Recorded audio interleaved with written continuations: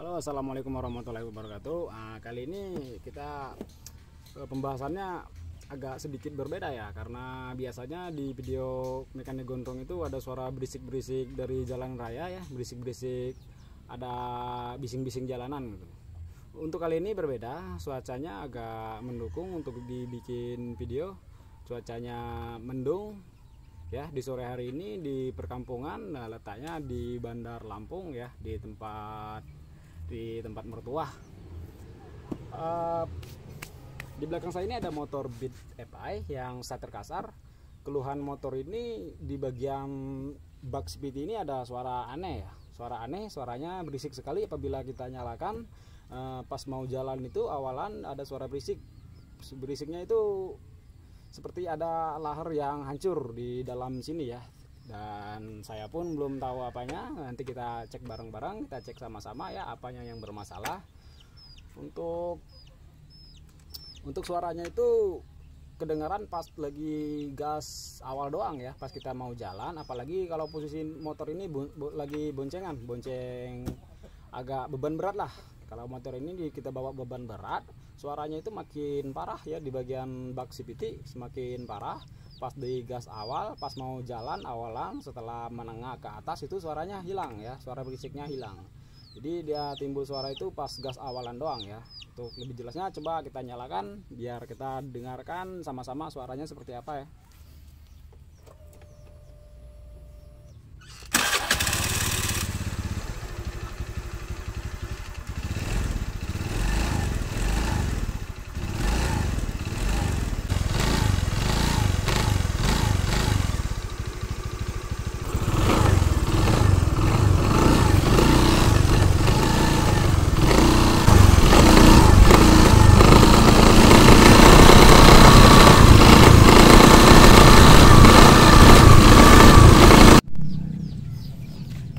Sepertinya suaranya kedengaran di area sini ya.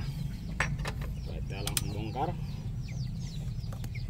Kebetulan untuk baut-bautnya sebagian sudah saya lepas, sudah saya copot, dan tinggal satu baut yang paling panjang yang di tengah. Langsung saja terbongkar ya.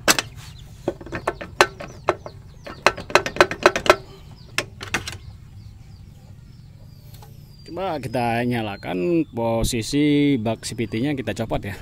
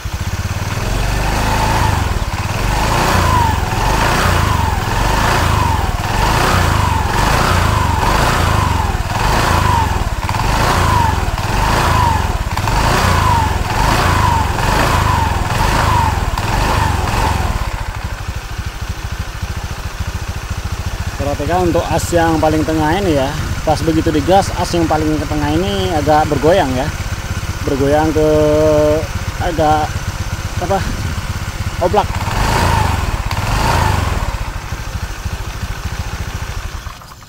Dan untuk as tengah ini ya, pas di gas awal itu posisi as tengah ini enggak center ya, dia bergerak kayak gini, bahasanya spelang. Di gas awal itu as tengahnya seperti ini, reng.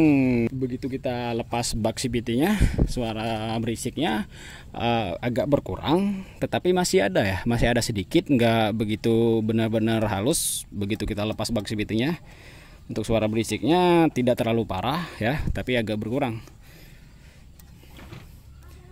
Dan bentuk biring bak CVT-nya pun seperti ini. Perhatikan ini. Perhatikan lubang tengahnya itu sudah haus ya, sudah kemakan. Untuk kuningannya itu sudah nggak sentral lagi ya. Harusnya kuningan ini sama as yang ini harusnya sepan ya.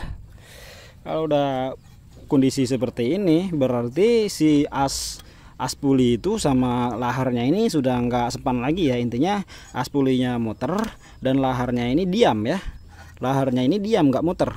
Jadi kuningannya ini semakin lama semakin kegerus ya, semakin kegerus, semakin haus, semakin oblak ya. Jadi yang berisik itu bukan suara lahar, tapi suara antara as puli sama kuningan ini sudah oblak ya, sudah nggak presisi lagi. Contohnya seperti ini, kita simulasikan ini as puli ya. Jadi dia pas begitu gas awal itu as puli ini bergerak ke sini, dreng, dreng, dreng. Jadi oblak ya di sini ya. Makanya yang menimbulkan suara tuh suara as puli sama ini ya. Bukan suara lahar ini yang hancur pelornya di dalam tuh, bukan ya. Intinya as pulinya muter sampai gerak kayak gini dan laharnya diam ya. Makanya untuk kuningannya ini haus, kegerus. Yang rusak itu kuningannya. Sebenarnya kita bisa mengganti kuningannya saja ya, tanpa perlu mengganti laharnya, satu set bisa. Karena laharnya sih masih bagus, diputar seperti ini, laharnya pun masih halus ya, putarannya masih halus dan nggak oblak ya. Yang bermasalah itu sebenarnya cuma kuningannya ini doang. Karena untuk kita mencari kuningan ini, untuk yang nyetok kuningannya ini susah ya, jarang yang nyetok, dan untuk harga laharnya pun tidak terlalu mahal. Jadi lebih baik kita ganti sekalian sama laharnya ya, untuk lahar Buck CVT. Dan kita akan melanjutkan untuk pembukaran di puli belakang ya. Sepertinya ada masalah juga di bagian puli belakang, dan di bagian as puli ini. Untuk lebih jelasnya kita bongkar aja dulu ya, biar ketahuan apanya yang bermasalah.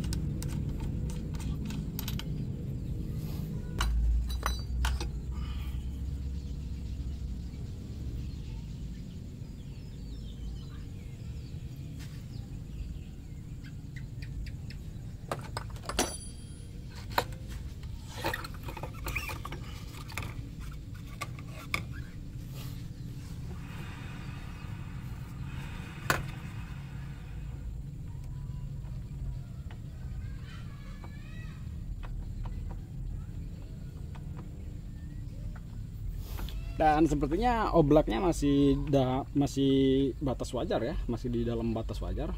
Untuk posisi motor matic yang jenis Honda ya, memang agak oblak di sini. Kalau untuk jenis Yamaha itu oblaknya makin parah ya. Itu bukan berarti rusak lahar yang di sana. Untuk di Honda pun walaupun oblak seperti ini itu masih wajar ya, masih normal. Pada dasarnya motor Honda oblak semua seperti ini ya, as pulinya.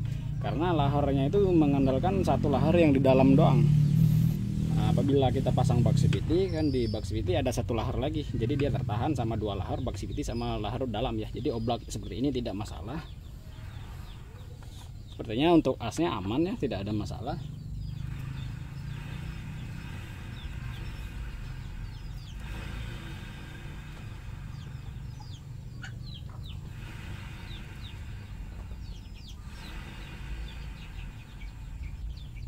Untuk putarannya pun masih cukup presisi, tidak begitu oblak.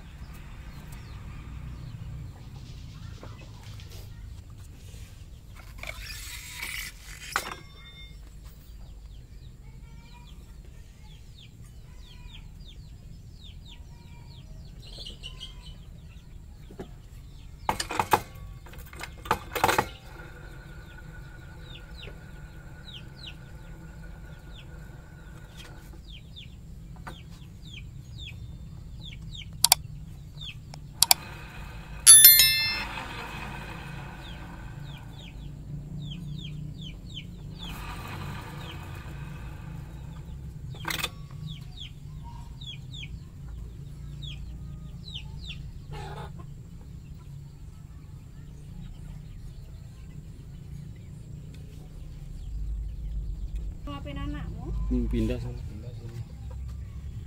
Dan untuk di bagian puli belakang ini ya, karena suara itu yang paling ini itu apa? Yang paling dominan itu di bagian puli belakang ya, sama rumah loler. Kalau di bagian bak sipit ini yang paling sering nimbulin suara itu di bagian puli sliding belakang sama rumah loler ya. Rumah loler yang sama bos-bosannya itu oblak biasanya.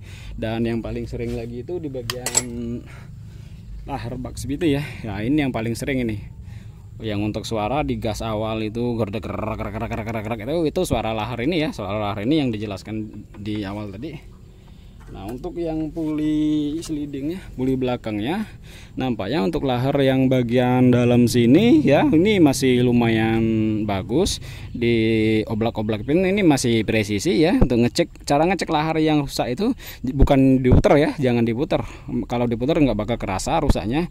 Untuk lebih jelas kita ngerasain rusaknya itu di oblak-oblakin ya, seperti ini. Masukin jari seperti ini, di oblak-oblakin, di jari kita dimaju mundurin. Kalau rasanya masih sepan, masih belum oblak, itu berarti masih bagus ya. Dan agak diputar sekali-sekali tidak masalah untuk memastikan bahwa itu tidak, laharnya itu mutarnya tidak nyangkut ya. Untuk lahar yang bagian dalam ini, perhatikan, bagian dalam ini kan ada lahar tuh, yang ini. Untuk bagian lahar ini masih lumayan ya, masih lumayan bagus. Tapi yang untuk yang lahar, bagian lahar bambu di puli sliding ini ada dua lahar ya.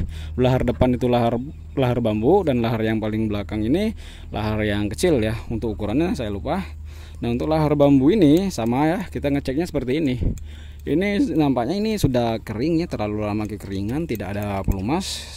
Nampaknya ini sipitnya jarang diservis sama yang punyanya. Untuk bagian lahar bambu ini parah ya. Ya ini juga kena.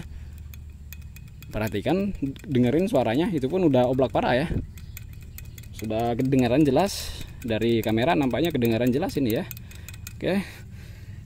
Untuk suara berisiknya di motor ini satu, yang pertama itu lahar bambu, dan yang kedua itu lahar bak sipit ya. Coba kita lakukan pergantian kedua lahar itu. Untuk yang bagian rumah puli baiknya kita cek juga ya, karena ini sudah kebongkar untuk memastikan bahwa komponen-komponen di sini aman ya. Sebelum kita rakit kita pastikan semua part-part yang di sini aman ya, tidak ada masalah. Baik, sekarang kita bongkar bagian puli depan. Untuk puli depan menggunakan kunci sok 22 ya.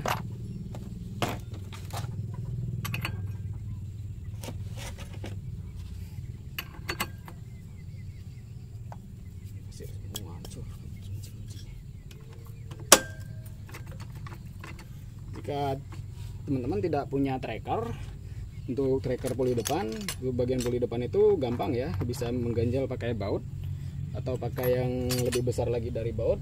Kalau saya menggunakan kunci sok 8 ya, mengganjal di bagian sininya.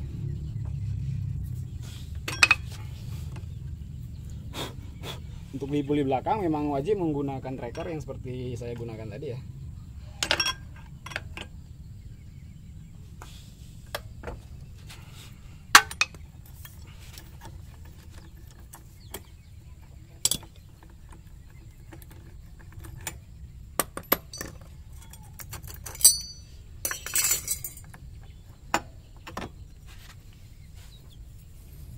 Untuk kipas pulinya, untuk generasi bead yang belum injeksi sampai bead yang injeksi yang generasi pertama sama Vario yang KPB, untuk rumah kipasnya itu jarang rusak ya, jarang rusak karena dari bahannya pun plat besi. Beda dengan motor-motor keluaran baru yang zaman sekarang itu sering rusak juga ininya, bagian kipas rollernya. Cek pandelnya jangan lupa di posisi dibalik seperti ini untuk memastikan keretakannya ya. Dan untuk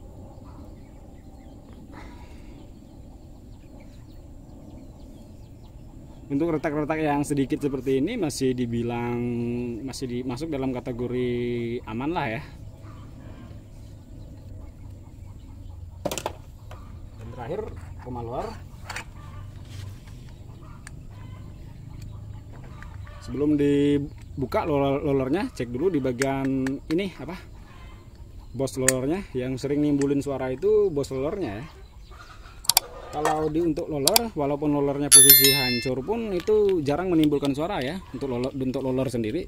Karena yang sering menimbulkan suara itu dari bos-bosan ini ya, bos rumah roller sama rollernya biasanya ini oblak, kiri kanannya oblak. Untuk yang motor ini nampaknya masih lumayan bagus ya, tidak terlalu oblak. Untuk lolernya pun sudah peang-peang seperti ini ya. Ini pun belum terlalu parah, masih layak dipakai ya, masih belum terlalu pengaruh lah untuk di tenaga sama di suara ya, untuk peang-peang sedikit seperti ini. Jadi tidak apa-apa untuk menghemat biaya karena kalau mau sekaligus diganti semua kan lumayan biayanya, lumayan banyak. Untuk menghemat biaya, untuk sementara ini kita pakai lagi ya, untuk lolernya sama rumah lolernya kita pakai lagi ya. Untuk jalur-jalur ini pun masih belum terlalu parah ya. Dan untuk di bagian tutup loler ya, tutup lolernya yang sering kena itu di bagian slider ya. Slidernya ini biasanya oblak ya. Untuk slider yang ini oblaknya pun tidak terlalu parah ya, masih agak sepan, jadi kita masih bisa kita gunakan kembali. Apabila di sini pun tidak terlalu parah oblaknya, kita masih bisa ngakalin dengan mengganjal ini dengan kain ya. Apabila kita mau mengganti ini dengan yang baru pun harganya lumayan murah ya, tidak terlalu mahal. Jadi kesimpulannya untuk yang bagian depan itu masih bisa kita pakai semua ya, masih aman semua. Untuk bagian rumah loler sama slider masih kita pakai yang lama semua. Jadi kesimpulannya untuk motor ini yang perlu kita ganti lahar puli belakang ya, lahar puli sliding yang bagian bambu, lahar bambunya, sama yang satu lagi lahar bak CVT ya. Yang satu lagi lahar bak CVT yang bagian ini ya. Untuk lahar bak CVT-nya sudah saya siapkan.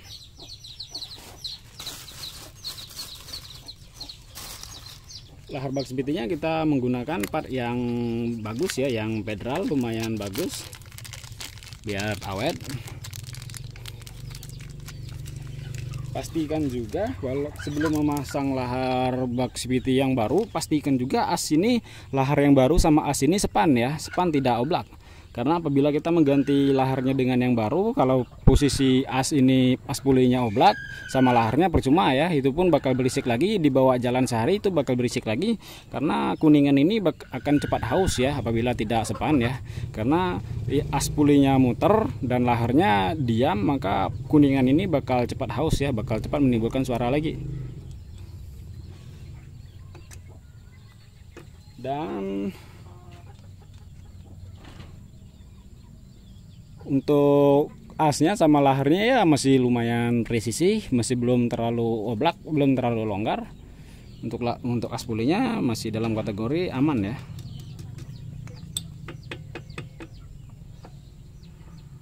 Dan jangan lupa untuk bead yang starter kasar yang generasi pertama sama yang starter kasar yang generasi kedua itu jangan lupa perhatikan di sini ya, di karet as puli ini perannya sangat penting ya, jangan pernah dicopot. Untuk yang karet ini, apabila karetnya sudah rusak seperti ini, lebih baik lakukan pergantian aja ya karetnya dengan yang baru, karena harganya tidak terlalu mahal. Yang seperti yang punyanya motor ini karetnya pun udah mendem ya, udah mendem ke dalam. Fungsi karet ini sendiri ya untuk menjaga supaya lahar itu sama as pulinya ini span ya, tidak longgar. Jadi pas begitu as pulinya muter dan karet ini pun akan ngeganjel di kuningan laharnya ya. Karetnya sekecil ini, perhatikan. Ini o-ring ya. O-ring ini letaknya di as puli ini. Jadi fungsi o-ring ini biar letaknya sama kuningan ini biar lebih sepan ya. Biar kuningan ini press dengan as pulinya biar ikut muter sama as pulinya ya, biar tidak longgar ya.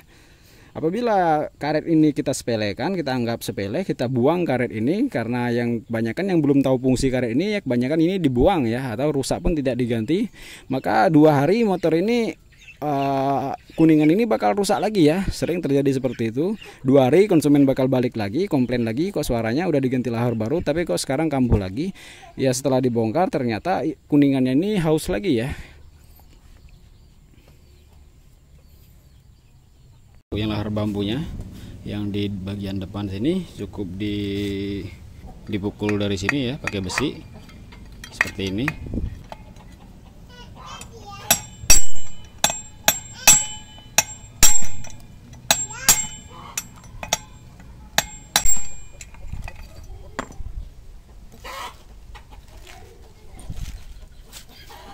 Ya, untuk lahar bambunya sudah terlepas seperti ini.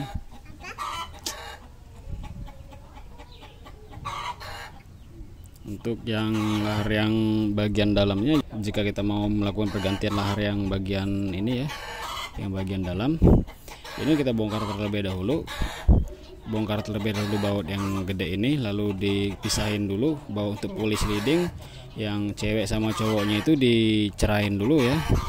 Yang suami istrinya kita ceraikan dulu supaya untuk pemukulan bearing depan, bearing yang belakangnya tidak nyangkut di bagian itu ya, di bagian sepi ini, sepi ulir dari ini ya.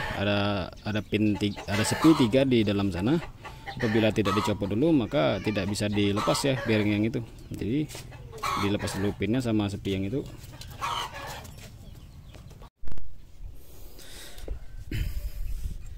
Untuk pelepasan bearing bak speed ini saya masih menggunakan cara ini ya, karena berhubung lokasi saya lagi tidak di bengkel ya, jadi untuk di rumah ini untuk alat pelepasan bearing bak speed ini belum ada ya. Jadi terpaksa saya menggunakan cara seperti ini ya. Cara ini sudah banyak di YouTube teman-teman kita yang lainnya ya, sudah banyak yang upload dengan menggunakan metode ini ya. Metode ini sebenarnya sangat gampang cara pelepasannya, tapi resikonya juga sangat tinggi ya. Harus penuh ketelitian dan kehati-hatian cara melepas bearing seperti ini ya. Cara melepasnya menggunakan lilin, dimasukin ke lubang kuningan ini, lalu dipukul menggunakan ujung kunci T seperti ini ya. Digetok-getok sampai mentok. Setelah mentok ditambah lagi diisi lagi lilinnya, dipukul lagi sampai mentok, lalu diisi lagi sampai mentok, diisi lagi dan sampai seterusnya sampai bearingnya ini ngangkat sendiri ya. Sebenarnya cara ini tidak disarankan ya.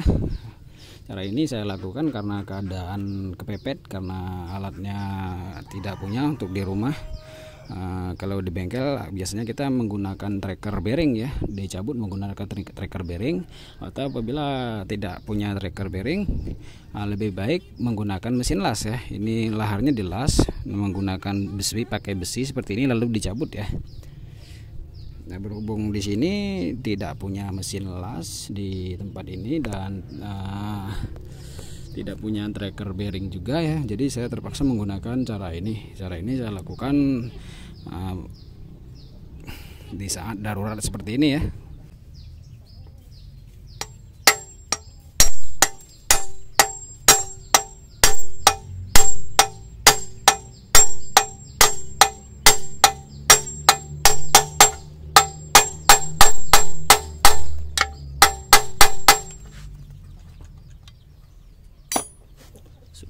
Saya rasa sudah mentok seperti itu, lalu diisi lagi dengan lilin di dalamnya ya, dipukul lagi sampai mentok lagi dan sampai seterusnya sehingga sampai bearing itu terangkat sendiri ya. Isi lagi dengan lilin seperti ini.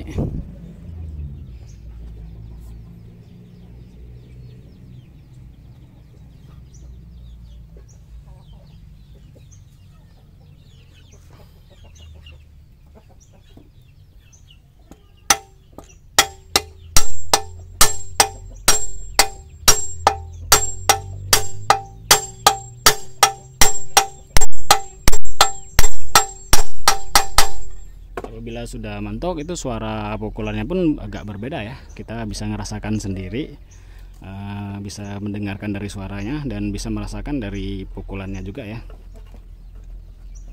Apabila sudah mentok itu berbeda ya.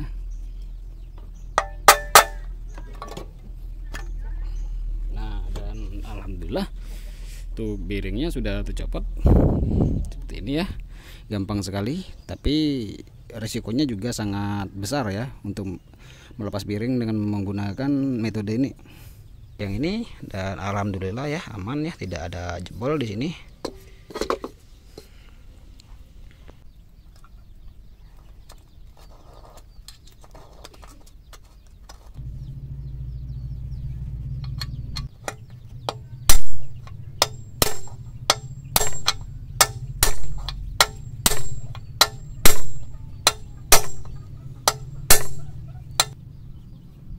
Kembali sepi penguncinya.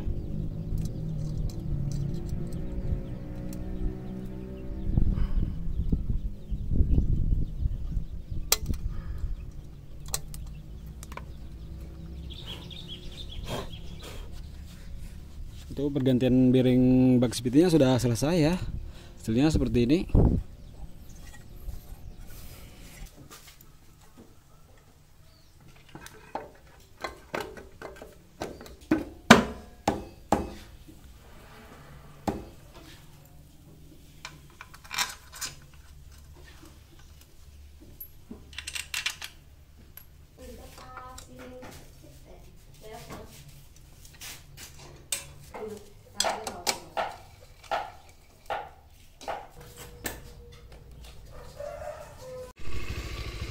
Oke, dan ini hasilnya ya, setelah diganti bearing bak CVT sama bearing bambu, tuh hasilnya sudah halus ya, sudah tidak ada lagi suara gemerisik-gemerisik seperti kemarin.